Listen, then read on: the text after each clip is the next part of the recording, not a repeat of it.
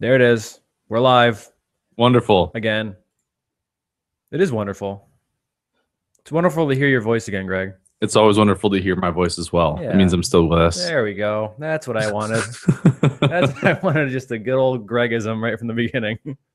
Kanye West, step the fuck aside. Oh yeah, you've been Kanye in this shit up for a long time. I know. I actually feel like he's been trying to copy my mannerisms. Right. Yeah. I mean, someone obviously tipped him off. Obviously, yeah. Kanye-isms are nothing compared to a regular Sunday night for me. Yeah, just spend one day with Greg and you'll love Kanye. It's true. You'd be like, man, I remember when I thought Kanye West was conceited. I'm thinking twice now. Yeah, you'll be like, you know what? I love Kanye now, and the main reason I love him is for his ability to be humble. So genuine. Right. So genuine. Giving. He never really thinks about himself. That's the thing about him, you know? Exactly. He just Not once. He just puts himself aside and always thinks about the other person. And I love him for that. That's my favorite part about Kanye. That's what you'll say. So what is the most recent week in August held for you in your life, John? Not a whole lot. Not a whole lot? No, I went to a tournament yesterday. Did you win it? I did. Of course you did. I entered 8 weight classes. Did you win them all? No, I did. I won 4 of them. Oh my God. Yeah, it was fun. How many of them were above your weight class? 6. 6 of them. So at least 2 of the ones that you won statistically were over your weight class. Yes. 2 of Were them the other 2 at your weight class, or Yes. were all 4 of your wins over your? No. Okay. 2 of them were at my weight. Yeah. And then 2 of them were over. Yeah. That's amazing. I entered the 176-pound class, 198-pound, 225-pound, and then heavyweight. I did not get to watch any of your arm wrestling this weekend. I do congratulate you on your successes. Thank you. Well, you were in Minnesota. I was in Minnesota at a Renaissance fair. Oh. And yesterday was actually the opening weekend for it here in Minnesota. Mm-hmm. And it was the Highland Games. Are you familiar with these? Mm-hmm. Yes. I am. The Amateur Highland Games Association picked their 10 top contestants to send to open up with the Highland Games at the Minnesota Renaissance Fair. Really? Yes. That was been a lot of fun to watch. It actually really was. We didn't see all of it, but there's they're all in kilts. They're all like these really muscular dudes, and they have what looks like a little shot put on a chain, and they go on to spin it, and they do like this little whirl thing, and they throw it, and it looks shot put sized. So I'm thinking to myself, oh, wow, that I really expected them to throw that further, because shot puts are only like 8 to 12 pounds, right? Sure. So Rebecca's looking at the program. I'm like, wow, maybe I don't know if I feel too good about these guys. I'm like, because I could probably throw that further. I mean, that's like only a 12-pound shot put. And then she chimes in. Actually, the event we're watching right now is the 56-pound stone throw. And I'm like, oh, that's a little different. It's considerably different. Little different. I can't even pick one of those up consistently with one arm without struggling, let alone throwing it 30 feet. Right. So it's like, all right, I take it back. I respect myself a little bit. Yes. 56 pounds. 56-pound stone throw. Wow. And then throw it like 20 to 30 feet. It was pretty ridiculous once you realize what it actually weighed. Because it didn't look like it. Right. It just looks like a little shot put on a chain. Well, that's the thing. They're actually throwing like plutonium. That's the problem. Right. That's Highland Games competitors, their lives are really short. Mm-hmm. I'm thinking it's because of that. The same mutations that give them superhuman strength are unfortunately the same mutations that give them super short lives. Right. And the plutonium. Yeah, they shouldn't be doing that. So not only do we get to witness the Highland Games as far as a 56-pound stone throw, right? But in addition to that, we also got to see the caber toss, which is my personal favorite. Which one's that? Where they throw the fucking trees. Yeah, that's what I thought. Yeah. Where they throw fucking telephone poles around. Yeah. Yep. They're throwing around telephone poles. It's like fucking birds nested it and still. Shit. It's like, fuck it. Who cares? So I believe the objective of the caber toss is to ideally get it to do like a basically 180-degree motion where you flip it, it needs to come over in air, land, and fall forward versus like coming back down. So one guy runs up, he throws his log, and it actually goes over. The crowd's going nuts. And then what happened afterwards is like each other guy started answering back with this. I'm thinking to myself, like, I couldn't even pick that shit up. Right. Let alone throw it over. Yeah, those guys are unbelievable. And then, like, beyond just that, you're thinking about the logistics of how these games work. And then, like, me and some of my friends were in town this weekend, which is why we went out and did a whole bunch of additional extracurricular activities. Yep. And the question is, how do the Highland Games even get started? Like, how you think about like two Scotsmen sitting in a bar arguing while drunk over who can throw a tree the furthest. Yeah. That's really what it is. It's lumberjack games. Right. Which they have those at the state fair, and that's a real shit too. Yeah, they sure do. And that's just awesome. Yeah, it is. We saw that one last year where they're like trying to, slam their axe into the side of the tree, then jump on top of it and chainsaw the tree apart as fast as they can. Oh yeah, they have like a fucking Harley attached to a chain, and that's what they cut through logs with. Yeah, they're modified chainsaws. Oh my god, yeah. Like these chainsaws have been modified to have a shorter exhaust. They've had the limiters removed from them, and they also run on race car engine fuel. Right, they're seriously more powerful than my fucking car. It's pretty fucking impressive. Yeah, it is. It's fucking great. I'm all on board with it. Yes. It's one of those things where you watch it and you go, you line it all up and it's like, it's sort of like redneckish, but then you're a part of it and you're like, this is fucking great. Right. They have a fucking point. They know how to party. Yeah. Yeah. They're on board. Yeah. They've got it figured out. They got some fucking fun figured out. That's for sure. So yeah, like we'll probably see that next weekend because the state fair here opens up on Thursday. Oh. So we'll go over and see that. And I think by the time we got to the lumberjack games last year, I was Brad and Brian, who are so often mentioned, were in town with us. And we were pretty lit up and looking for things to do at the state fair. And like it comes with the announcement, like lumberjack games are about to start within the next 15 minutes. And we're like, fuck it, sold. Yeah, that's all you need to hear. Don't even need to know what this is. I know I can be drunk during this. Yeah. Please do it. Yep.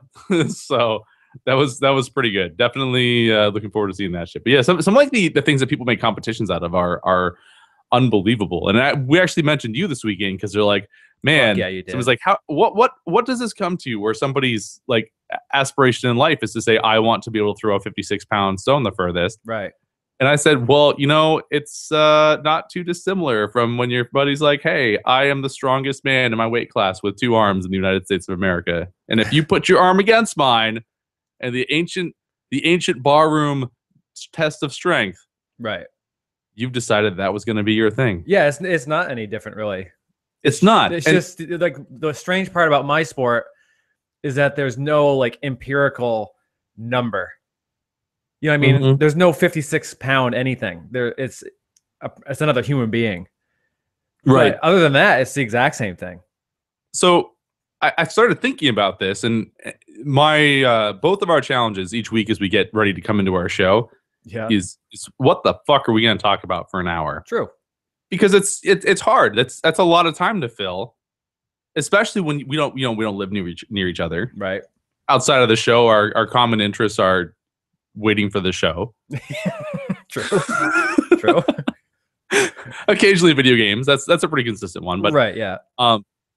So I thought of this and was like, wow, rather than sweep that under the table, I actually wanted to come to you this week. Yeah. And ask you, out of all the things in your life that you and you're a talented guy, like you're not devoid of skills. You're very intelligent, incredible musical aptitude. Oh my goodness. And of all your talents, you thought to yourself, I want to be able to sit down at a table, grab somebody's hands, and beat them in arm wrestling, no matter who they are in the country. Right. And I want to be recognized for this. Okay. Yeah. So how does that happen? How does that happen? Well, it's a good question. I I don't really remember how exactly I found it. I think I just saw it like on YouTube or something, and it seemed interesting. I could tell there was something about it that wasn't just you know, as simple as it looked. You know, nothing at a level that high is as simple as it looks. Even like throwing that 56-pound ball, I'm sure there is an amazing amount of technique that goes involved with doing that, you know, that you just don't see. So I ended up going to a tournament and I got killed. And I'm like, okay, these guys can't be that strong, you know, because I just felt like I couldn't. They felt like their arms felt like it was like pushing on a wall. Right. And I'm like, there's no way these people are this strong. So luckily, arm wrestlers, 99% of us are very, very easy to talk to, nice people. I got invited to a training with the team, and I went, holy fuck, they are that strong. It's not, you know, it's not all smoke and mirrors. These, you know, they really are that strong. And but I could tell it was almost like a chess game. Right. So like that, mostly that got me interested in it. That there seemed to be like an unlimited amount of options, you know, that a match can go in any direction. And yeah, I just kept showing up and really addicting. And then we're here. It was just one of those deals where you got killed because you went in. Yeah. You went in thinking like, I'm a pretty strong guy. Sure. I can at least hold my own. Like Right. probably going with that thought. Yeah, yeah. And it was the fact that you got wrecked. Yeah. That you were like, no, this can't be right. Mm-hmm. I gotta get to the bottom of this, and at least like walk away from this experience with some understanding of it. Right. And then what happened? You just get drawn in. And you're like, I'm gonna keep going at this because I want. Did you like set yourself goals? You're like, I just want to beat this guy. I just want to last for 10 seconds. Oh like, yeah, for sure. Like I remember my first, like really all it was I saw all these guys doing what I thought was something that was pretty amazing. And I just said, I want to be one of those guys. I just want to be looked at and like have another arm wrestler go, that guy's an arm wrestler. You know, for some reason that was all the goal that I needed at first. And, you know, then eventually you're kind of, you know, you become an arm wrestler. You just said, you know, you stick around long enough. And then you do set up goals where, you know, that guy is always beating me, but I think I'm close. If I do everything right, I think I can give him a match. And then you just keep, you know, knocking people off the list, hopefully. Right. But yeah, I mean, it's as simple as setting up really small goals. And for me, the most important part was just the first couple of years having a lot of fun. Sure. Not so much worrying about the winning or losing thing, even though you do. I mean, if you're going to compete in something, you worry about winning or losing. But if you don't have fun in this sport early on, you're never going to last because it's too painful.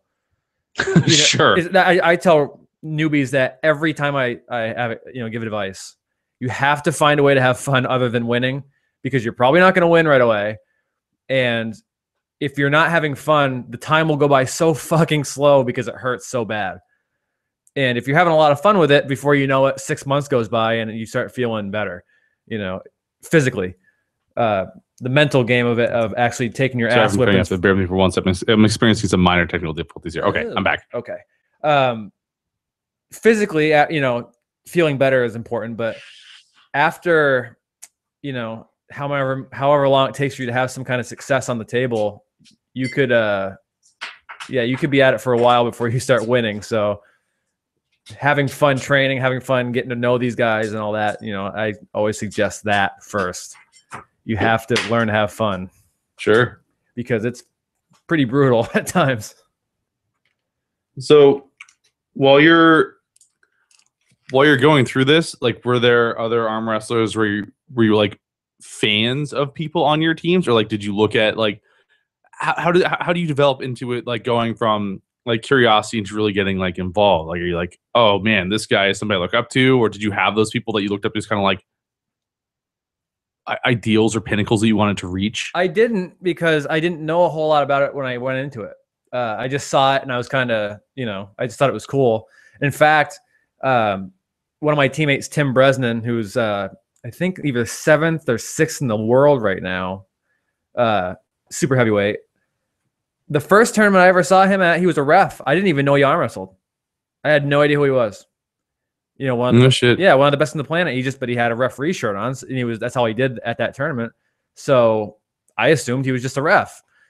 So yeah, at first I really didn't have any goals other than just trying to understand it more. And then the team I got involved with, which is the team I'm in now, Team Dungeon, out of Portland, Connecticut. You know, we have a couple world champs. We got multiple time national champions. So it was pretty easy right away to see just what it took to get to that level. I was really lucky in that regard to understand like exactly how hard you have to train in order to do something really special in the sport. And that was my introduction. So I never really had a point in my career where I had to step it up. Like where you go, okay, this will get me so far, but I have to go a little further if I'm going to do something really good, because the guys were already doing that. So I attempted to just push past even them as far as how much work I was doing. And it definitely helped me get to a certain place faster, because I didn't really have a lot of physical tools walking into the sport. Right. I really had to work really hard for the strength aspect of the sport. The technique thing came pretty fast for me, but power did not. Okay. So at this point, you pretty much know everybody who's there, I'm assuming. Like, oh yeah. Because it's a smaller like group. So like people in California that are like up and comers, you know, you're going to see them at your next like national event, right? Mm-hmm. So, sure, yeah. Do you think at this point there are John Brown fans? Oh, I don't know. I mean, I know that there are arm wrestlers, like, you know, newer arm wrestlers or even intermediate arm wrestlers that, you know, they're my buddies. I don't know if I have fans. I know they like, if I go to a tournament and they're there, they'll cheer for me. But I don't know if they're fans as much as they're just friends. Yeah. Have you signed anything for anyone's kids yet? I had to yesterday, actually. Yeah. I had to yesterday. When you enter 8 weight classes, you're up at the table a lot. Right. Because it's a double elimination tournament, okay? Which basically means you have to lose twice to be out of the bracket. You know that. Right. So I had at least 16 chances to arm wrestle if I lost every match. Well, I didn't. So I was up there a whole fuckload. Pulling. So, you know, kids latch on to easy names and they latch on to things that they see a lot. So I had like halfway through the tournament, I had this group of kids up front who were just like, every time I went up there chanting my name. And I go up to the front of the stage and I'd give them fist pumps and all that. And then at the end of the tournament, they all walked up and their parents were with them. And they're like, could you sign my shirt? And could you do this? And I'm like, I guess, sure. Was that your first time? With that happening? No. Okay. No. Okay. So you've been doing the autograph thing for a while now then? Yeah, I mean, with good kids, yeah. Is it weird? No, it's not too weird. It's I don't know. It's strange. I mean, I'm not the kind of guy who likes a big spotlight anyway, I guess. But right. In that regard, it's a little weird. But no, I mean, kids, you know, if I just think like as kids, just try not to be a dick around them. You know what I mean? Because like in a strength sport like that, you can be, you can, even if you're joking with somebody, a kid might not know what the joke is. So you don't want to be a dick because you kind of want to show them like, okay, this is how you act. You know, right? And if they're if they're looking at you like, oh my god, this guy's a whatever, they just looked at me like I was a superstar because I'm on a stage. You know, I'm on a stage that's 3 feet higher than them, so they're like, oh my god, this guy's a superstar, larger than life. Yeah, so you just don't act like a dick. You know, try to act like a human being so that they go, oh, okay, you know, that's cool, or they remember it. You know, but yeah, just try not to be a dick. Show them some, you know, get to know them a little bit. What's your name? And then forget it 2 minutes later. It's something that I thought was kind of cool because when I started thinking about like the guys in the Highland Games yesterday and whatnot, and there's a lot of parallels between their sport and your sport because it's everybody that's in it loves what they're doing. Like the ref guy that was there was this guy who was most likely a Highland Games thing that was, you know, past his prime, super Scottish guy. And he was talking about how next year he's going to come back to do the caber toss himself. He's going to beat all these rookies. And then he adds in with one hand. Oh, yeah. I like that. I could throw it further with one hand. And everybody's like, yes, he can do it with one hand. but then you think like it's very similar because it's like a kind of like a niche, like not superstardom level of things, but these like groups and of people are all really into what they do, and they'll probably be involved with it even years after you finish. Like when you reach the point where you're not even able to be competitive anymore based off of like, age, or if anything happens, I'm willing to bet that you'd probably still stay involved in the sport. Yeah, like, it'll never not be a part of my life, that's for sure. Yeah. Even if I do get to that point where it's like, okay, I'm hanging it up, or, I just don't want to do it, or injuries or whatever, I would, hopefully get to the point where I build up the credentials where people would want to train. I'd want to be the coach. Right. And people would want to, be coached by me. Right. I would be very happy if that were the end of my career. Yeah. And I think that's pretty. I think it's cool because it sends like a message where, like, even if it's something that's not widely done, it's like not everybody wants to be the star baseball player. Not everybody wants to be the lead singer of a rock band. But like you find something that you latch onto and just run with it, and you can, even if it's not something a lot of people know about, you can still pull a lot of enjoyment from it. Oh yeah, and it's some people, it's like putting a backpack on a German Shepherd, and like that dog's not doing anything, but it feels really good. Like the dog is happier because it's doing something. It thinks it is. So like there are some people that just need to work.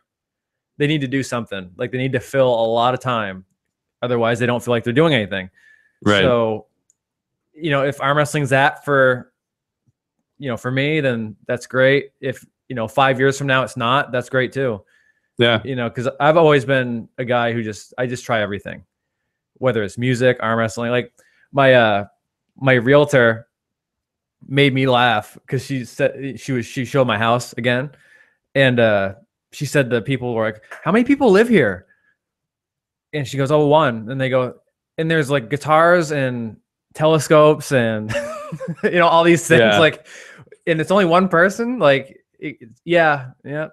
It's only one person. I'm just into a lot of shit. Yeah, I just do a little bit of everything. Yeah. So like that's just how I am. So yeah, in 5 years I might be on to something else, but it'll definitely be a really cool ride that this has been. Hopefully I go further. That'd be nice. Yeah. Well, that's very cool though.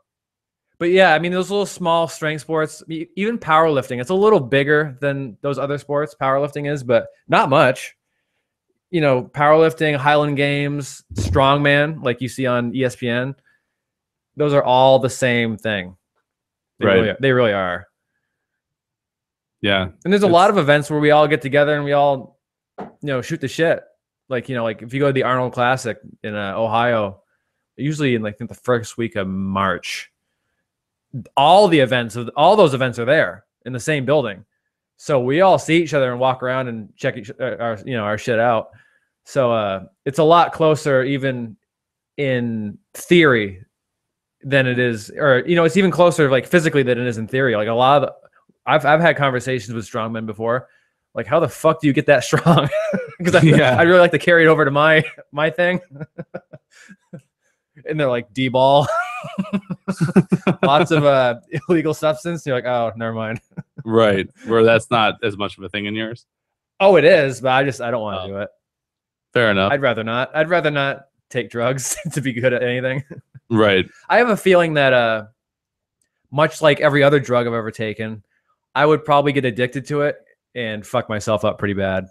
Well, that's why you and caffeine are such a good match. It doesn't actually do anything negative. Right. It just makes me feel better. Yeah, it just makes you awesome. It just makes me feel great. So. Oh, wait, every other drug did that too. At least there's no coffee hangover. I don't get the if I don't have caffeine headache. I don't get that. Right, unless you get you get like sometimes that coffee crash where you're just like done. Yeah, it's called sleep. It's great. Yeah. Which, by the way, last night I was so fucking tired. Oh, really? After that tournament? Oh my god. Oh, if you probably pulled 40 to 50 fucking times, I'd be exhausted too. Yeah, and it wasn't exactly like the best day to set up for it. Like I had to work yesterday morning at 5 a.m. Oh, Yeah. That's exactly what that fucking deserved. yeah. Just, ugh. I'm gonna see the logistics. Like somebody gets up there and it's like, man, it's been a long time fighting my way through the bracket. And you like, like tie off of them or whatever, and you stare them down the eyes. And you've been like, I've done 8. I kept coming off the stage, and people were like, "Is your arm sore?" And I'm like, "No." Meanwhile, there's like dripping blood profusely. I'm good.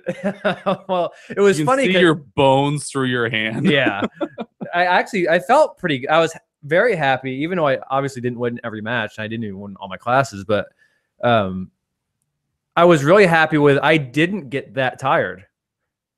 My endurance is a little better than I thought it was, to be honest. Which is good. Yeah, it's very happy. It's a good thing to be good at. Because I've done that for a long time. Like there used to be in Connecticut, we used to have these like great tournaments that my friend Chris Ganji would put on, and he retired from promoting, and we really haven't had those great tournaments in that area in a while.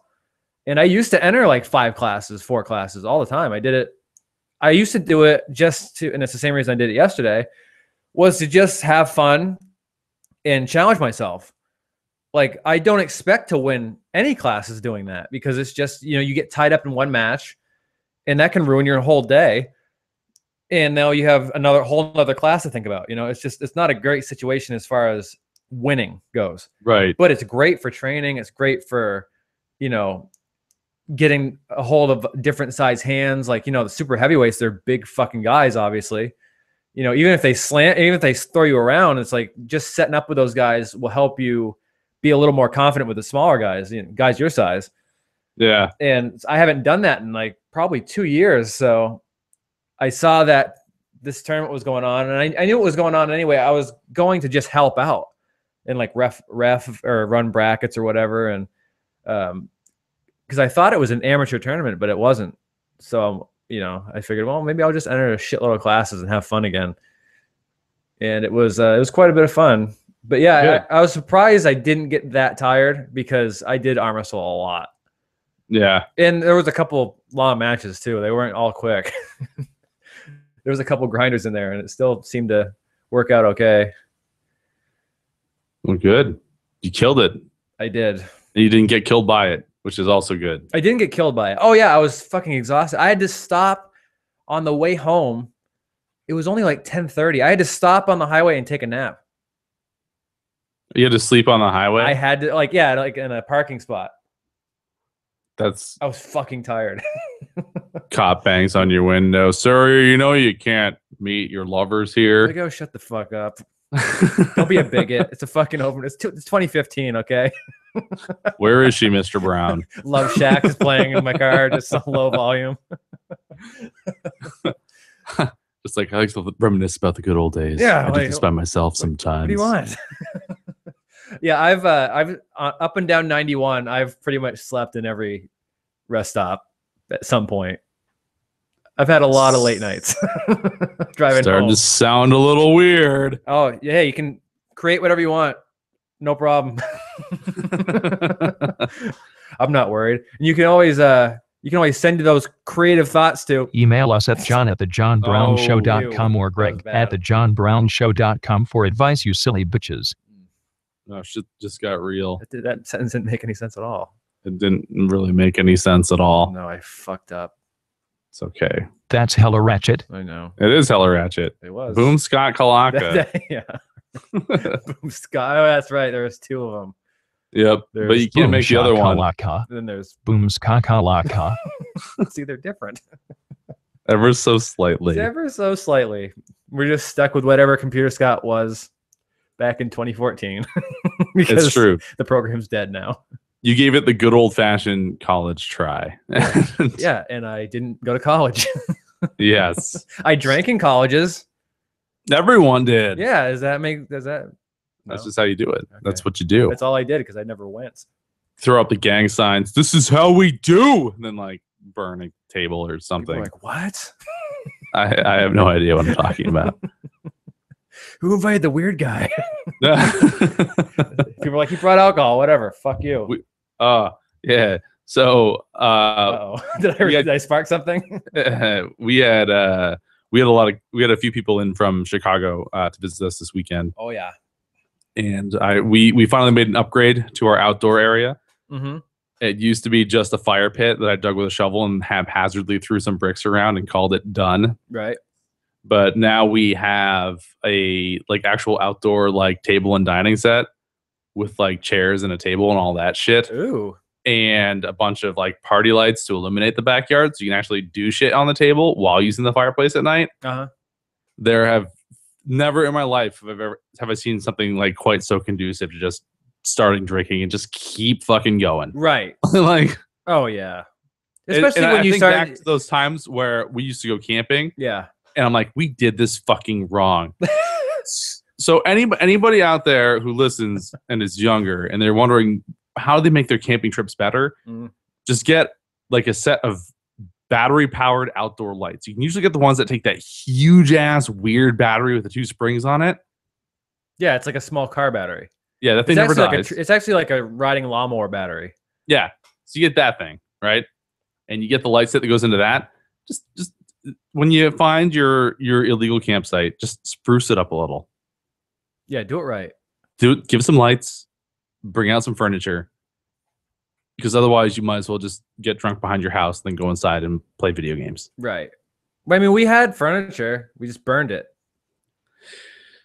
My campsite was able to retain its furniture for quite some time. Yeah. Until it got way too popular, and then I lost it all. Right. Because mine, your brother, his site was well traversed, and I like to use mine as like a VIP club. Uh-huh. I remember yours. Yeah, mine actually had like I took pallets to make patios with plywood, and I had multiple lawn chairs, like banners, and I had a basketball hoop and a swing and all this other shit. Yep. All gone. You worked so hard on your illegal campsite.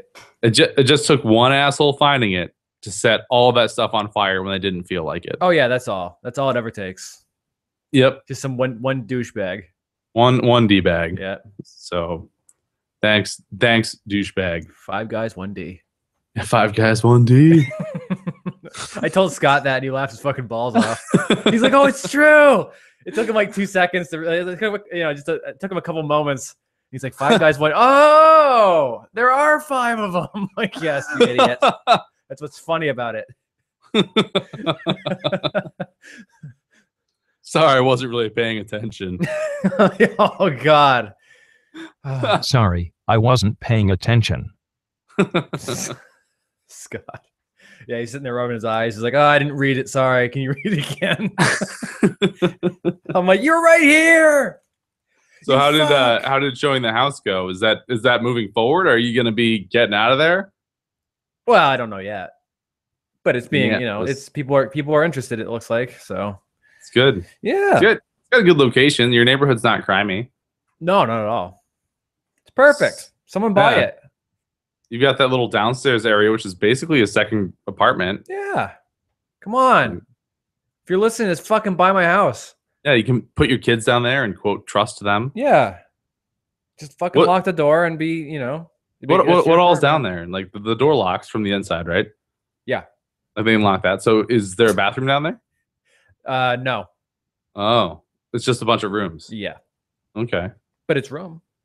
It's a house. There's a bathroom upstairs. That's true. There's 1 bathroom. No bathroom. Sorry. Yeah, no bathrooms. Go outside. Side of the house. We have a separate structure for a lavatory, and people are like, "You mean an outhouse?" And you're like, "Yeah, an outhouse." Yeah. What are you all fucked up? You have to piss inside. What the fuck? Just kind of shrug and be like, "I don't really know what you expected." Yeah, exactly. The fuck. Sorry, guys. This is New Hampshire. And that's just how it's gonna be. Yeah, fucking take a walk. What are you guys? What are you saying? You can't shit outside? Everybody, no. Actually, I heard that's a real problem right now in India. Is that their water quality is terrible because everyone shits outside. Yeah. And I'm just the world sucks compared to us most of the time. Well, if we're getting into world news and events, okay. There's either a very dangerous, high-profile story about North Korea that's developing. Oh boy. Or this story that I think is even better. There was a poll that was run about possible political candidates such as Hillary Clinton or Donald Trump. Yeah, I think I know what you're gonna say. Or D's nuts. Yeah, these nuts. Oh, I'm so happy about that. It polled alongside the top candidates. Wasn't it 9%? Yep. Yeah. 9% of the So country happy. said they prefer to vote for D's nuts. These nuts. I'm so happy because I know it doesn't mean that for the country. I know, but if it did, that's like 30 million fucking people who would rather vote for D's nuts. 30 million people would rather have D's nuts as president as opposed to Hillary or Donald. Which means there's fucking 30 million really cool people out there. So the story developed even further today. Oh, did it? So D's nuts apparently was a 15-year-old boy from Iowa. Yay! And according to the Boston Globe, D's nuts has officially requested that his supporters back Bernie Sanders. Oh, awesome. D's nuts? Yeah, so D's nuts has withdrawn from the race. D's nuts is no longer in the race. Right. But he did endorse Bernie Sanders for the Democratic bid. Bernie Sanders endorsed by D's nuts. That's phenomenal. Feel the burn on D's nuts? Yeah, if you want the burn, you get D's nuts. Yeah, they should put Bernie in there and then D's nuts is Vice. Let's just fucking do it right. Let's do it right. Fucking Feel the Burn 2016, sponsored by D's Nuts. Dude, it would be the best bumper sticker ever. Bernie and D's Nuts. It'd be fucking great. I was so happy to see that story. It's awesome. It's been pretty crazy. I think nobody likes who our options are for candidates. No. With the Sanders is immensely popular on Reddit. Right. The internet is really all about Bernie Sanders. It's true. He reminds me a lot of Howard Dean before the Howard Dean Scream incident years ago. Oh yeah. Because before Howard, who, and then you said the Howard Dean Scream. Like, oh yeah, all right. Yeah, before the legendary, where he sounded like a madman after winning a primary. Yeah, I remember now. And then there was the Screaming Dean dolls, and that was all over. Yeah, all these random political toys. I'm still with Anthony Weiner. Anthony Weiner. Yeah. Congratulations, a wiener is you. That should have been his. See, he sent a picture of his wiener. Oh God, that's what makes it funny. Vote for Wiener. Get my wiener. Yay! Everybody weens. Anthony Weiner and D's nuts. That'd be another good pair. Oh, that's perfect. Really, think about it. But yeah. So nobody's really too pleased with their options. No. There was I think the Washington Post ran a column about how Donald Trump is still considered as entertainment. So Trump for president isn't considered political; it's considered entertainment. Right. So of course Fox News comes back with, "Well, then Hillary Clinton should be fiction." And you're like, see, I just don't. Trump just makes me fucking laugh. He really, I mean, I understand that there's a large group of people that are like, "Fuck yeah, Donald Trump," like for real. Yeah. But I mean, those people have always been here. It's not like they just fucking woke up. Oh, it's my grandmother. My grandmother will absolutely vote for Donald. That Donald Trump is such a nice man. You know what somebody said to me the other day, for real? Donald Trump, he should have gone to Hollywood or something. I'm like, he had a fucking TV show. For how long? He was, yeah. Like 6 years. He did it already. Yes, for like 6 years. Yeah. But I did see. Hold on. Hey, Cortana. When did The Apprentice run? She doesn't even care. She's like, fuck you. I'm not talking about Donald Trump. She's not talking about fucking Trump. I'm curious now. Yeah, okay. Let me see if. Hold on. Let me see here. The Apprentice ran. It is still running. So he has been on. The show has been running for 11 years. Right. I think I told that person 10, but I mean, like, yeah, he did it already. He should be like an actor or something. He practically is. Right. Thank you. Exactly. He's acted his way into convincing Americans that he's relevant and meaningful. He's 2 steps away, and maybe even 1, from just standing up there at a booth and going, and I like to fucking squeeze tits, and these people don't because they're fucking gay. Like, he's 2 steps away from just losing his fucking mind and saying dumb shit like that. Oh, yeah. And he has like a fucking long running history of marrying women who are 40 years younger than he is. Yeah. It's like Donald Trump comes and says, "You gay? I'm not gay. I'll fuck your daughter." Yeah, exactly. Yeah. put your daughter right here. I'll fuck her right now. Seriously, let's do it. Fuck her. I'll fuck her in front of America. And if you're not, you're fired. For America. Everyone's like, yeah. But don't let any Mexicans hold the camera because I hate them too. Yeah, get them the fuck out of here. They can come back if they come, once we get a system going. Seriously? You're going to take a fucking family and move them into a different country and then, you can come back now. Yeah, because that's what we have. Because we can afford just movers and all that shit into different countries, Donald. I can see how this just works out now. Like, as he comes into work each morning in New York, fucking security guards working there. Hey, you, is that a churro? Is that a fucking churro you're eating? Where'd you get that? Mexico? Go back to Mexico. No, you leave the churro on your desk. There's just like a fucking... I'll see that later. Yeah, there's a sign on the building door, just like a no burrito sign. It's a No burrito burritos. with a fucking circle and a line through it. Like, oh, this guy's sending a message. But the best part about Donald Trump is if you type Donald Trump into like Google News and just read the headlines. They're the fucking best. All right. I'm gonna pick my favorite right here. All right. Google News. So we're gonna go to Google News. Yes, my favorite is right here. Photos. The worst people in America gather for Donald Trump rally. It is talking about Alabama. Oh, let's see. I'm looking for a good one. Are you looking at our image searches or what are you? No, just news. News.google.com. All right. You can I'm trying to find I'm trying to find my favorite one. Okay. We're just looking for the name of the headline, right? Yeah. Okay. All right. Mark Cuban on how Donald Trump fashioned himself a killer of political correctness. I believe his Donald's quote was, "I don't have time to be politically correct," which doesn't technically make any sense. Things that Mark Cuban says he knows about Donald Trump. His most important word is killer. If you are not a killer, he doesn't respect you. If you're a smart killer, you've used knowledge, effort, and something that makes you special, accomplish what you dream of. He doesn't think any candidate in any other party is a killer. His kryptonite is technology. He doesn't understand it. That is true. Mark Cuban says, he is lucky I'm not running. I would toy with him. Oh, Jesus Christ. I would vote for Mark Cuban way before Donald Trump. Fucking, he should throw his hat in and just get this. They should just turn this into the political fucking Stone Cold versus Vince McMahon. Do you know what I can picture Mark Cuban doing during a presidential debate when somebody starts criticizing his stance on something? No. That thing where you just take your middle finger and use it to scratch your eye? Right.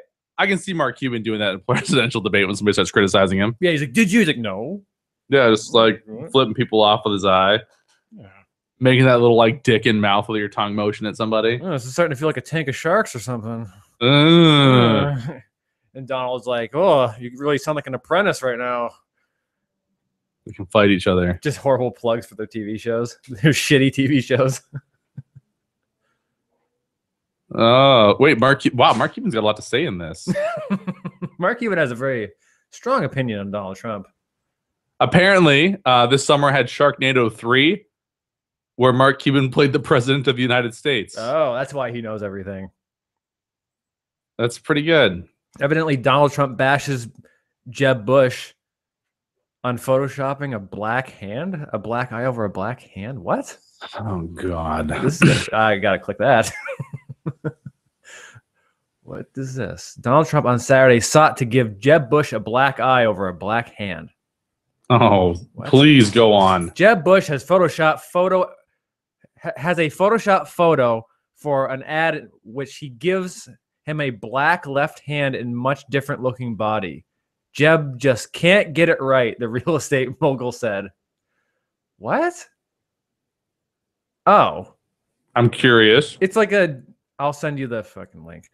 It looks like to me that it's not photoshopped at all, but it looks like it's just a bad angle or something.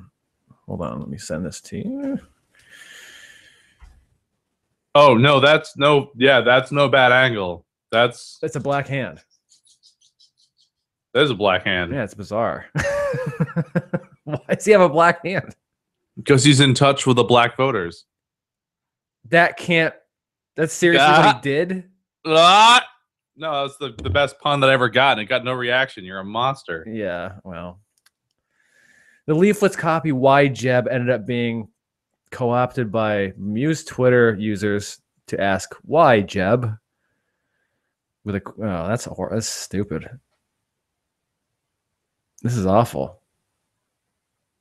I'd like to know why. I know. I'm really curious. Paul Lindsay of Right to Rise USA was quick to tweet the original image showing that lighting and shadows resulted in a color contrast. That's what I fucking thought. Just like the resulting shadows where the NFL tried to cover it up when the dude punched his wife out in an elevator. Right. It's a shadow thing. That's all that was. That's all that was. It wasn't a vicious fucking hook. Yeah, it wasn't a vicious right hook to the face of his wife. It was just lighting. By the way, she did a really poor job of blocking. Just going to say it. She took that fucking... I wouldn't want to take that hit. You fucking cleaned her clock. I would never allow that lady to block for me on my football team. No. We were just practicing. She helped me with my game. Yeah, she went to the Rocky Balboa School of Boxing, which is just use your head. Hey! I'm just going to use my head for 15 rounds, and we're going to make a movie out of it. And then kids are like, I want to be like Rocky, and he's get punched a lot. And it didn't really work out for him. I don't need any gloves. There's no gloves for my face. Exactly. These days, my face will fight back. Oh, I did see this this news story. World's oldest message in a bottle found in Germany. Ooh. Yeah, a message in a bottle that washed up on a beach in Germany more than 108 years ago after it was thrown into the sea has been found. Please tell me it said, come home, dinner's in the fridge. Well, it probably would have been German. What did it say? It's a postcard who asked anyone who discovered the bottle that it be sent to the Marine Biological Association in the UK. Evidently, it was one of 1,000 bottles that were released as part of a marine research experiment. So it's not all that exciting, really. Interesting. Yeah, there was 1,000 of them. The existing world record for the oldest message in a bottle is 99 years and 43 days. Found in Shetland Islands in July of 2013. That's still pretty impressive. Yeah, it really is impressive. It's a good bottle. You know what someone should do? What? They should take the movie Message in a Bottle and stick it in a bottle. Right. And send it out to sea. And that's, yeah. I think there's an article a while back which was like, please stop sending messages in bottles. You're killing animals. Really? Yeah. Why? Let's see. Are they eating it? I think so. Oh. I want to know now. I really want to know. They opened the bottle and it said, I'm bringing sexy back. Them other boys don't know how to act. No, it didn't. That's what you think. Read it. Shut up. Read the fucking story. JT stole it from fucking Germany back in 1904. Und lieben sexy Bach. Exactly. Ow. I'm all right. I believe you. Okay, good. Then I tried to search for the message in a bottle killing animals. One of the headlines is urge Congress to take action for baby monkeys. Oh, God. I got 2 emails. That I have 4 InstaFuck requests. Oh, God damn it. And 5 Fuck Buddy requests pending. Evidently, I'm a popular guy on the internet. So what's the difference between InstaFuck and Fuck Buddy? Like one of them, you don't need to wait? Yeah, I guess one's probably not quite, it's not real fuck, and then the other one is. You know what I mean? Like Insta potatoes, they're not real potatoes. So one's kind of like a fake, but you get it right now fuck, and then the other one's a buddy who also fucks you. I responded to one. Oh yeah. And it said, I asked them, like, why should I consider insta-fucking you? Right. And the response was, because I'm awesome. That's all they said. Just like that first date of yours. Was it? Oh, yeah. Found her. Yeah. Was it an I instant? found her. I hope she is one of those fucking requests. But Probably. probably whore. Was it an insta? Was it a insta response with the insta fuck person? No, it was like 3 days. That's bullshit. It was atrocious. Long response with insta fuck. Okay. And then I also got another one from Liz Bishop. Hi, my name is Olga. She's a liar already. I live in the beautiful city of Russia, Moscow, which, by the way, is backwards. No, not right. Fucking stupid. I browsed the internet, okay, and I accidentally found out your page. I found out your page on the online dating. On the online dating. Yeah. People say that I'm a genuine, thoughtful, kind, and attentive person. What about you? Well, Olga/Liz, I am none of those things. So I guess we're not going to work out. That's too bad. Next email from Marquita Mills. Hi, a nice young man. My name is Olga. I am living in Moscow at the moment. After reading the information on your page, I was pleasantly surprised. I would like to pal up with you. Oh, because you have all the qualities. All the qualities. Yeah, I have all of the qualities, which must have a real man. Warm wishes. Yours, Olga. Oh, that's romantic. Killing it. That's romantic. You're killing it. Seriously. You are finding the most desirable people on I'm earth. cleaning up on all the Olgas because I have all the qualities, which must be a real man. All the qualities. It's fucking awesome. Not some. All. Yep. Crushed it. May she find the truest love.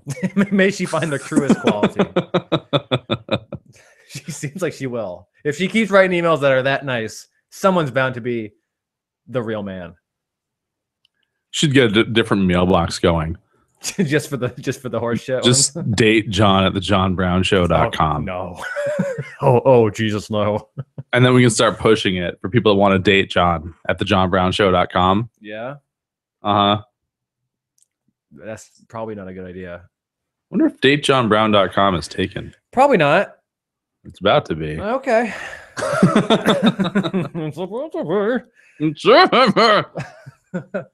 Did you get the YouTube video I sent you earlier? Was it on Facebook? Because if so, no. Okay, it was on Facebook.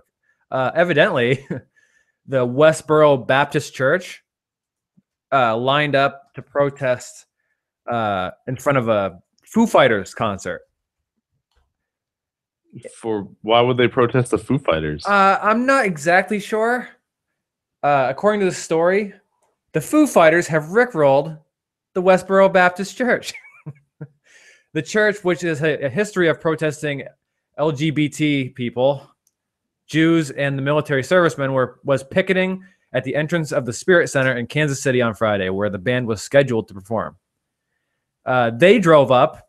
The Foo Fighters responded by driving up to Rick Astley's "Never Gonna Give You Up" and holding up signs that say "Keep it clean" and "You got rickrolled." and there's a video, and it's the best video ever. Wow. Yeah, it's 2 minutes long. I'm gonna play it. Oh, hold on. Let me yeah. Let me see the evidence here. Load the phone. I'm gonna share my screen with Greg. Oh boy. There we go.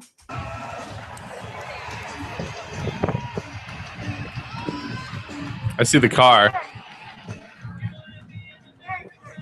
And there's Green Day playing in front of a Foo Fighters concert with the Westboro Baptist Church. And here they come. You can see it clearly. You got rickrolled.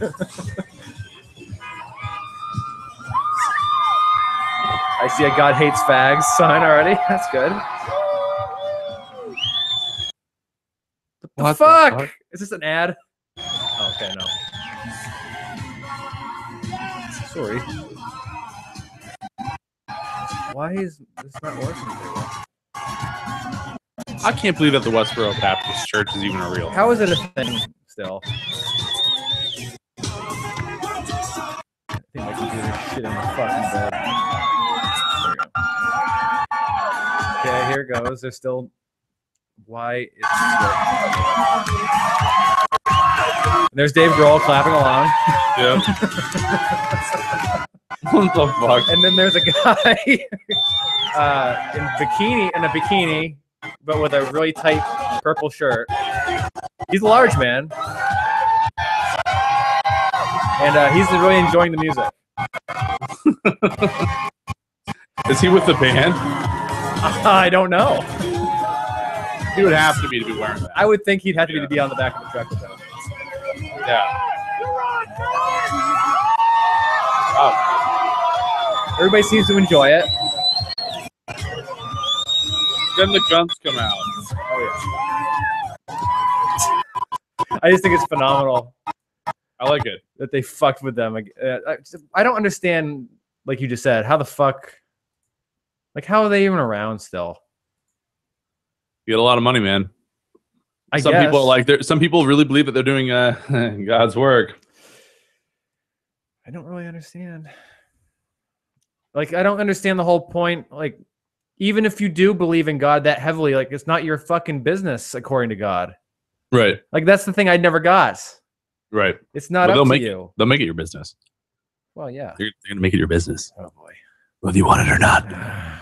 I don't mind gay people. Silence! Oh! God hates them. No, he doesn't. He likes everybody. Allegedly. Or you can go with Richard Dawson's belief that God is a madman and a maniac. Well, if you do keep track of the Bible, then yeah, he kind of is. Yeah. He's an angry God.